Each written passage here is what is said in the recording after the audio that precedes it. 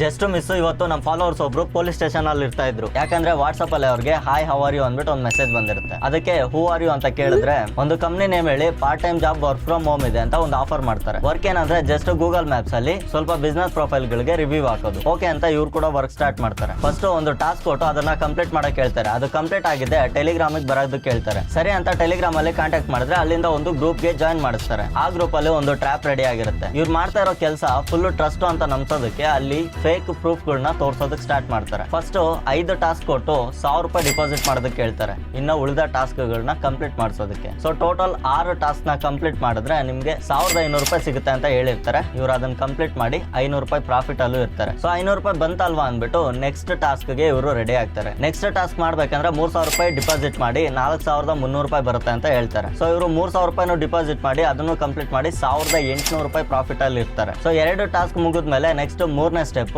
Next task ಗೆ minimum 7000 ರೂಪಾಯಿ deposit ಮಾಡಿದ್ರೆ 14300 ರೂಪಾಯಿ ಬರುತ್ತೆ ಅಂತ ಹೇಳಿದ್ರಂತೆ. ಸೊ ನಾನು ಅದೇ ಕ್ಯೂರಿಯಸ್ ಅಲ್ಲಿ ನೆಕ್ಸ್ಟ್ ನೀವೇನ್ ಮಾಡಿದ್ರಿ ಬ್ರೋ ಅಂತ ಕೇಳಿದೆ. ಅದಕ್ಕೆ ಅವ್ರು ಏನಂದ್ರು ಅಂದ್ರೆ History only remembers how you finished.